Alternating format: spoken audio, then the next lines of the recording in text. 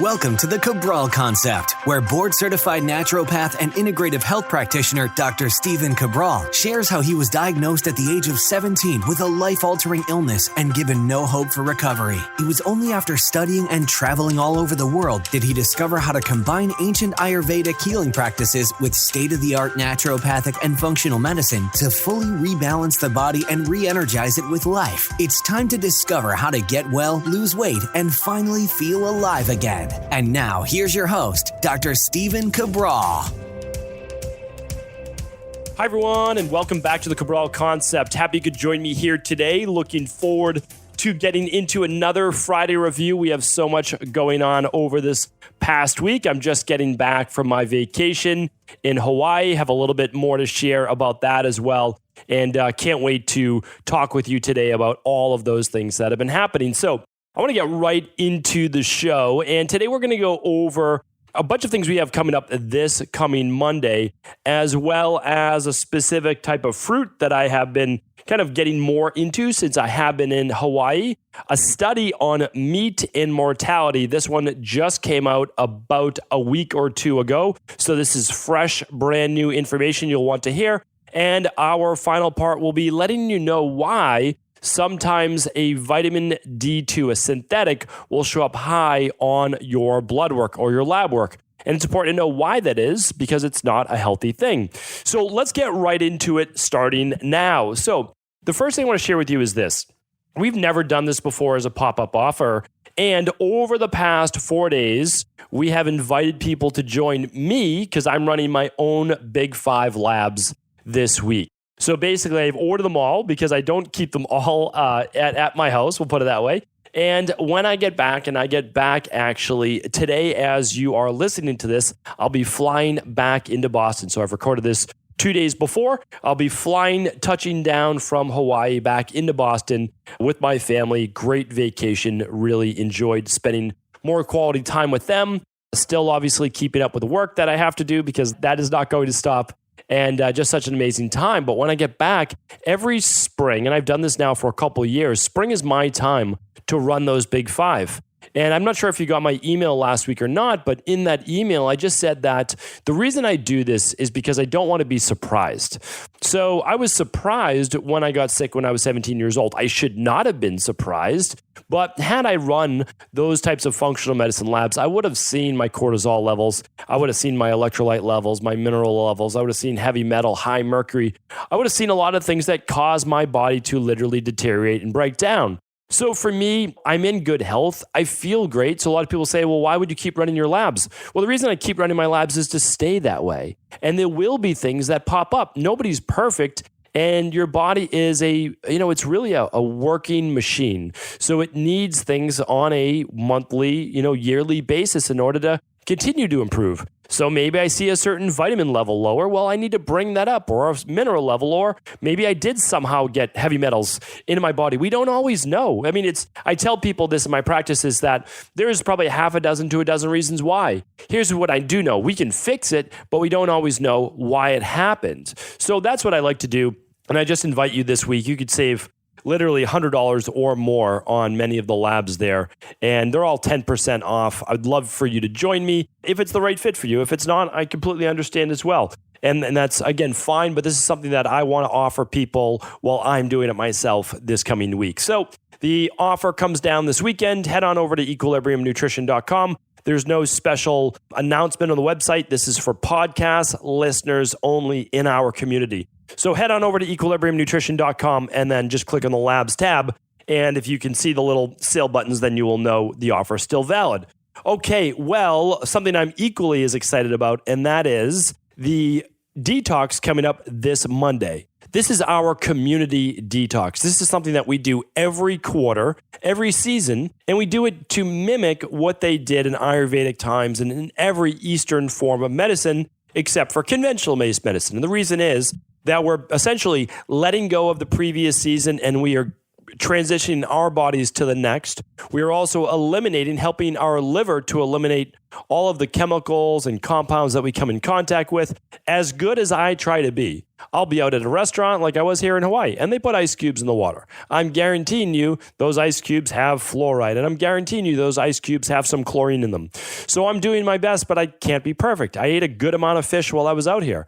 Some of that fish probably has a little bit of mercury in it, even though I stay away from swordfish and I stay away from, so for example, just yesterday, I'm at a restaurant and they said, and this sounded like a delicious dish. So they had this passion fruit sauce or whatever it was with rice, chopped up vegetables, and the catch of the day. And I said, I'm going to get that. That sounds great. And then it sounded nice and clean, and I wanted to eat clean at this meal. And I said, what's the catch of the day? And I was all prepared to get it. And they said swordfish. And I'm like, I don't eat swordfish. I didn't want swordfish. And it's higher in mercury. And, there's a lot more parasites and things in swordfish. And I just didn't want it. And so I asked them, could you substitute the Ono fish that you're using in the fish tacos of the day? And they said, I don't know if we can do that. The chef, all of these different things. And I'm like, okay, just let me know. And if you can't, then I'll do the grilled fish tacos. And so they did it. They were able to bring it back. So anyway, but those are the types of challenges that we're all faced in everyday life. And you can try to do your best to make substitutes, but things do pop up. So for me, one of the best things I've ever started to do was do a detox every 12 weeks. It allows my body time to fast, reduce inflammation, rebalance blood sugar levels, help with hormones, and it's absolutely fantastic. And it's what people have been doing for thousands of years. Not only that, fasting, as we do know, is one of the only things, if not the only thing that we've been seen to absolutely and unequivocally prove that you can live longer by fasting, right? It cuts down essentially all-cause mortality for everything through a number of mechanisms. The main one that we're talking more about lately is autophagy. So that's why I do it. And the specific functional medicine detox that we use at Equilibrium Nutrition allows us to ramp up phase 1 and phase 2 liver detox.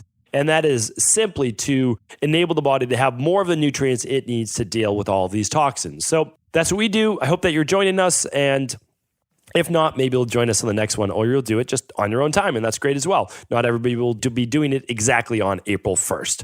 Okay, so the last announcement I have to make, and this is always we always keep this kind of quiet. We are opening our Integrative Health Practitioner certification on Monday, April 1st. There's no hype ever behind it. We invite in only 100 people ever. It is a course or certification for those people that simply want to learn more about their own health, how to heal themselves, and then hopefully heal those people in their direct family or close family members, but not make a career out of it. We offer a very inexpensive course. In the course, you can even do a payment plan on it.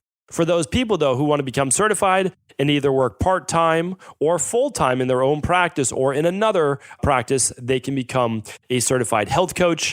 And right now, we're actually working with the governing bodies around the world to get that accredited all around the world. Remember, we're only about 6 months old. That's all it is. And we have hundreds and hundreds of members. It's absolutely amazing. We allow in 100 people only during our openings, and we are opening this April 1st. For more information on this, head on over to integrativehealthpractitioner.org. There is an amazing bonus for those people that sign up for level 2. I think it's around an $800 bonus. So it's pretty phenomenal. And my whole team loves it. Honestly, we absolutely love it. We do calls now once a month or every 4 to 6 weeks, a private call with level 1, a private call with level 2. It's actually a Facebook Live that we do. We record those calls if you're not able to make it on it. And we have private Facebook groups for those integrative health practitioners as well. So head on over to integrativehealthpractitioner.org for more information on that. All right. So now let's go over a couple of my favorite things while being here in Hawaii. Every year, wherever I am, I should say traveling wise, I like to explore new things. And those, of course, have to do with overall health. Well, one of the things that I spoke about on last Friday review, and hopefully you checked out that show, is one of my favorite anti-anxiety and relaxation herbs called kava. And I know a few people actually wrote into me and they talked about it and their experiences with it. They've said that it's helped with PMS-based symptoms, it's helped with heavy menstrual cycles, it's helped with sleep, and it has been proven with all of those things. So I'll tell you right now is that herbal-based medicine, when used correctly, it is what's been around for thousands of years. There's a reason why it's been around for thousands of years. And there are so many studies on that. So anytime, your MD, PCP says, oh, there's no proof that vitamins or minerals or herbs or any of these things work, you just have to say, okay, I appreciate your input. But that is a person that is uneducated on the topic. They might be highly educated. They might be one of the best in the world at pharmaceutical-based medicine. They absolutely might be. And great, because we need those types of doctors. Without a doubt, we need them for acute-based circumstances. So I get it. But remember, that literally means they must not have access to Google, because you can type in benefits of whatever herb you want or vitamin or mineral and see all of the published studies on that particular topic. Not only that, but they've been around a lot longer with studies before pharmaceutical drugs. And a lot of these studies are coming out of Europe and other locations as well, which, to be honest, they do a lot more work on it. And so that's just something that I like to bring you. Kava was last week's. This week is a little different. It's a fruit, and it's called the Noni fruit, or the Noni fruit, some people call it. But it's technically pronounced Noni over here. And the different benefits really come from its power as an antioxidant. So it's a fruit with very powerful antioxidants. Those are referred to as anthocyanins. It has a lot of beta-carotene. It also contains things like flavonoids, again, from its bright color. It contains alpha-lipoic acid. It contains lutein and selenium and vitamin C and vitamin E. And so it's a powerhouse of antioxidants. It's right up there with dark, like almost black-colored grapes, or I should say the grape seeds. That's how powerful it is. It's actually being studied right now for cancer-based treatments. It's being studied for tumor growth shrinkage. It's being studied for cardiovascular disease and diabetes. So all of those have preliminary studies and they look pretty good, but I can't recommend that for you today. But what I can show you is that there are actually studies right now showing that the compounds in the Noni fruits, published in evidence-based complementary and alternative medicine journal, showed that the pain and fatigue associated with cancer has been reduced through the Noni fruit. And right now, they're looking at, can it actually help to, in conjunction with other things, kill cancer-based cells? So obviously, I want to bring that up to you, but I want to be fair in what the research actually shows. A lot of the research, though, in Noni fruit is its ability to help lower cholesterol through its antioxidant-based protection as well. And that helps with lowering the LDL cholesterol, we refer to as the bad cholesterol. It helps with the anti-aging because of the cellular breakdown of your tissues and your skin and your hair. It has been shown to reduce inflammation, so therefore helping with all inflammatory-based diseases of the body. And the final one that I was able to dig some research up on, and it makes total sense growing here in the South Pacific, is that it helps with parasites. So it's anti-parasitic. So here's the issue with Noni, and I bought a bottle of it. So I bought a liter bottle of it, and I said, I'm just simply going to do 2 ounces a day. That's it. I'm going to do basically an ounce in the morning, and then I'll do an ounce in the afternoon before dinner. I have seen that it helps a little bit with appetite suppression as well. Not a bad thing when you're on vacation, when you have access to all these great foods. So here's the thing, though.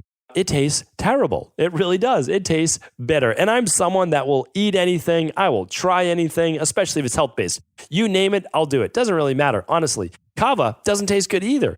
But Noni really takes the cake. It's extremely bitter. But here's a way that I found to be able to, so I just take it as a shot because, the bitterness in my mouth, the taste of the Noni, it lasts for like a minute and then it's gone. But some people are really taste adverse, right? They have a selective palate. We'll put it that way. So for me, though, an easy way that I was found to get it into things is simply in a smoothie at an ounce or so, or even less at a time to get used to it, because it mixes with the sweeter based fruit. And of course, we're big on smoothie bowls and acai bowls over here. And so one shot in that, super, super simple.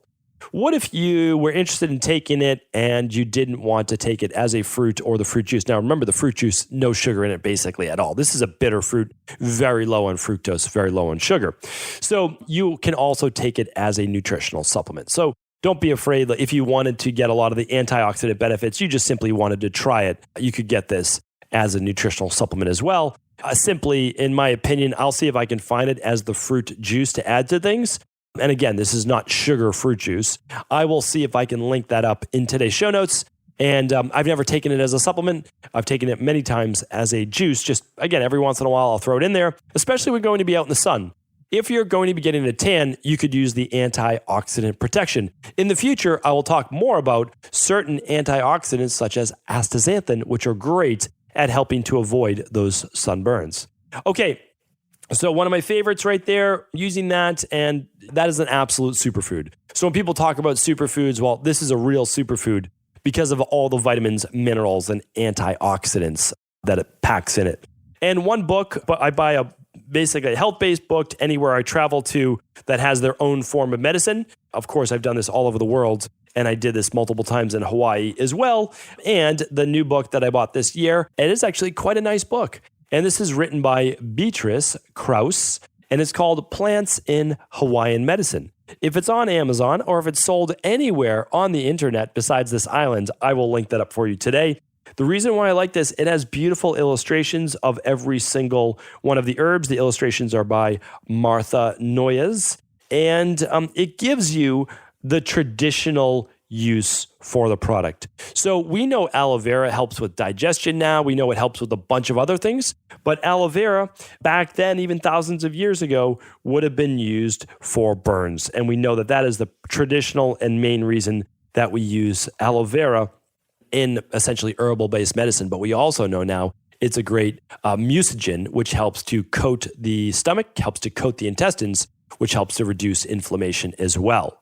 And just so you could hear how poor my Hawaiian is, aloe vera in Hawaiian, I'm going to give it my best shot, is panini o awa awa. Panini o awa awa. I hope you enjoyed my one worded in Hawaiian right there. And it really has been an amazing trip. If you get the chance to come here, it's a beautiful place. It really is.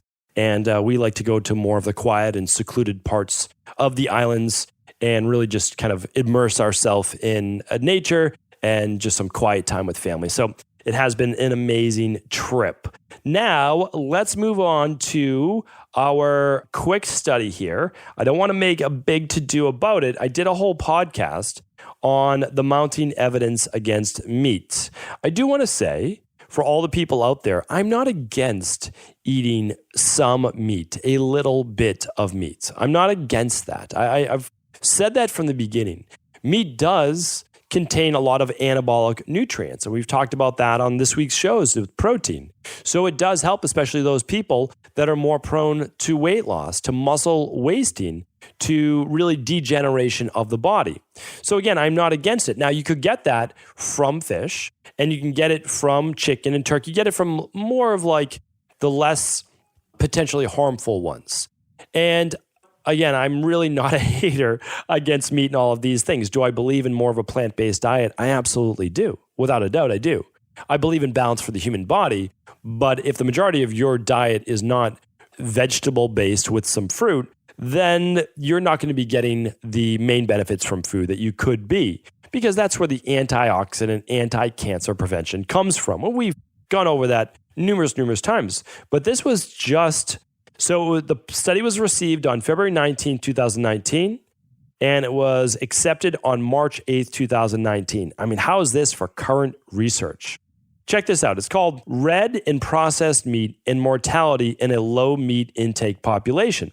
Here's why I love this study. Okay. It was done with the Seventh-day Adventists. So the Seventh-day Adventists, in the first place, are not eating a lot of meat. The majority of them are vegan or just complete vegetarian. So why this study was unique is that you could take this just across a specific population.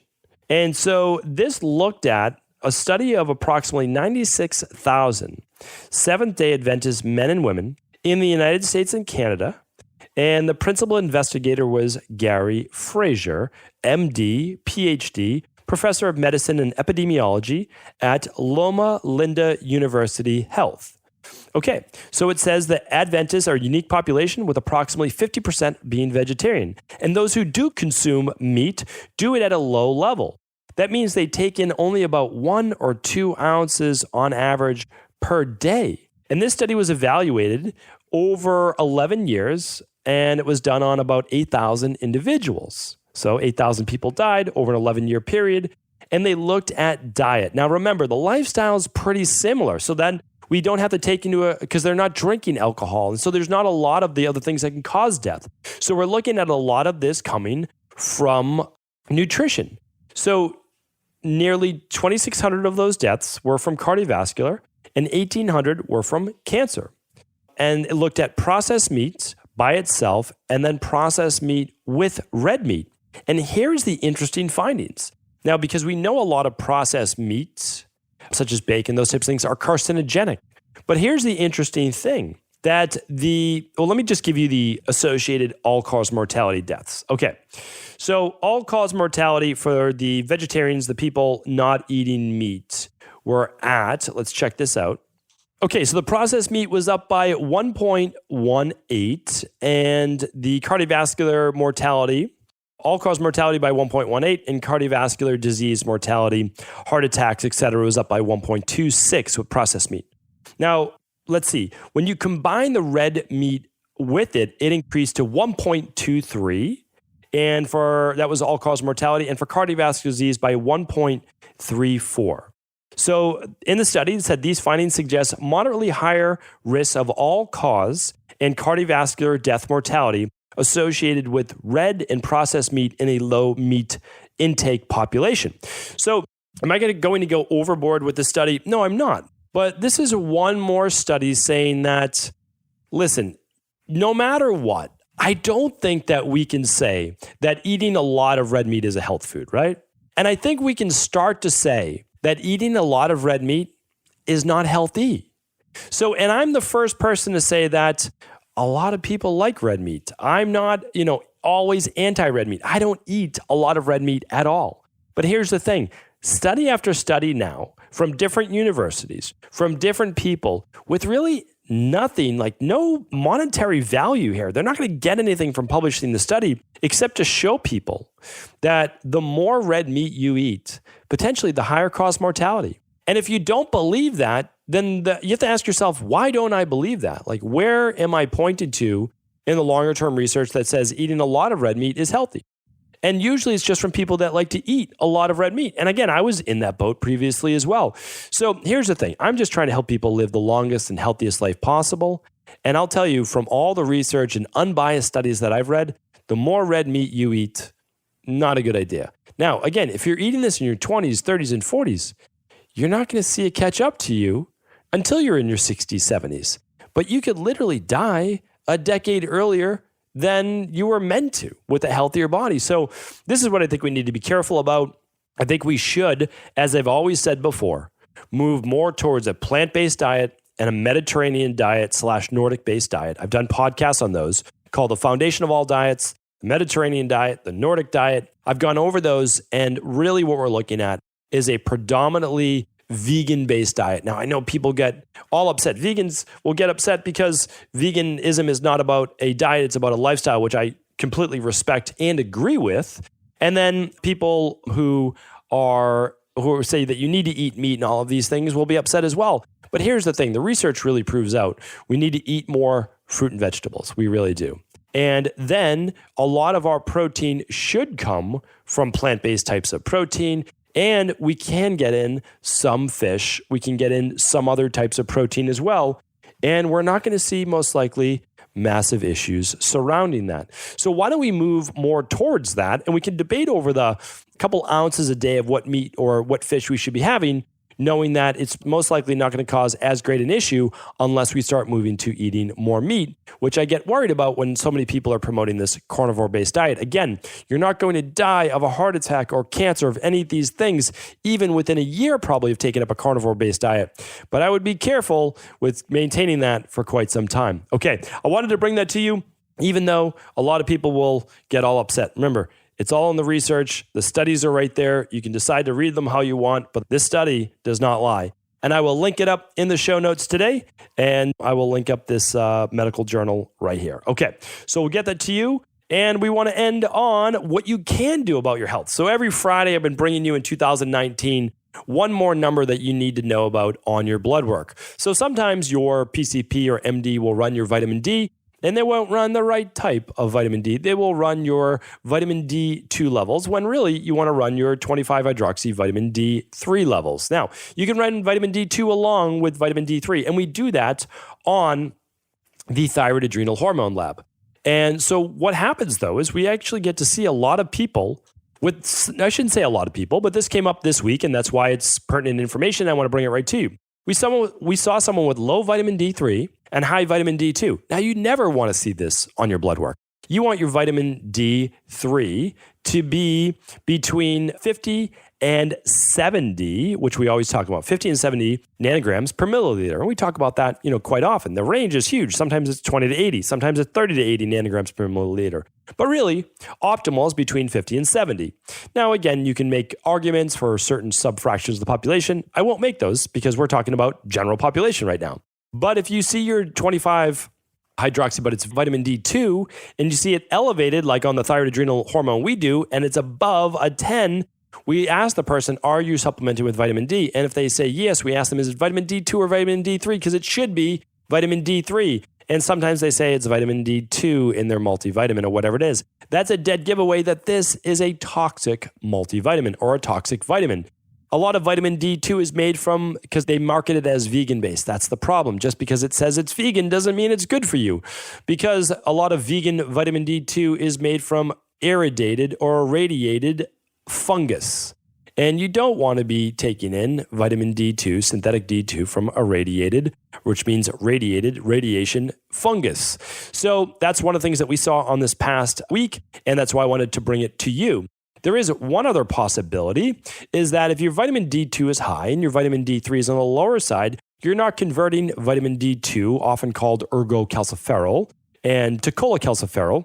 I believe that's pronunciation for those two. My pronunciation is always terrible with all of the thousands of medical-based terms we need to memorize. But here's the thing. It is possible that your conversion is off. And that could be because you're lower on your calcium or magnesium, that you're not getting it through maybe some natural-based sources, which is some sunlight, or you're not taking a very good vitamin D3 as well. So that's why I like taking vitamin D2. Of course, we do it for my family. We do it for everyone in my practice to make sure their vitamin D levels are optimized. But we're also taking that with something like the daily nutritional support shake, or the daily activated multi, which gives them all the other cofactors in order to be able to properly convert all vitamin D3 to a usable compound in the body. So that is what we look for. I wanted to make sure that you know that you should be testing your sometimes called 1,25-dihydroxy vitamin D, or often called just 25-hydroxy vitamin D3 on your blood work. If your doctor runs your 25-hydroxy vitamin D2, it is not useful enough. You need to know what that D3 number is, and that's the one that should be between 50 and 70. Again, you can run this on the thyroid adrenal hormone lab over at Equilibrium Nutrition, or even just the vitamin D3 test by itself. So hopefully this was helpful. Of course, as always, if any topics on today's Friday Review is kind of a conglomeration of everything we have going on. I love doing it. I love being able to bring you many different topics in one show, where typically it's one topic per show. So hopefully it was helpful. And if it was, please do feel free to pass this show along to anyone else you believe it could serve. Have an amazing weekend, everyone. I look forward to speaking with you tomorrow on the start to our Cabral House Calls. Are you ready to heal yourself and then go on to heal others? If so, the Integrative Health Practitioner Institute can help you discover proven functional medicine protocols that blend the best of 7 different healing disciplines from around the world. I personally share with you the exact handouts and protocols I use in my private practice that enable people to get well, lose the weight, and live longer, stronger. I want to pass this information on to the next generation of health coaches, and that is exactly why I created IHP. We are the future of the health coaching industry, and the skills and knowledge you will learn will make you an in-demand certified health coach anywhere in the world. Although we have many medical professionals taking the IHP certifications, no experience is necessary, and half our members have no previous health certifications. At the Integrative Health Practitioner Institute, our motto is a health coach in every home. Our goal is that you take this knowledge and then share it with family, friends, loved ones, your community, or in a practice where you create a career you love and can be proud of. The global IHP community is filled with some of the most kind and caring people in the world, and we can't wait to welcome you into our world soon. For more information or to set up a discovery call with one of our IHP Health Coach graduates, simply head over to integrativehealthpractitioner.org.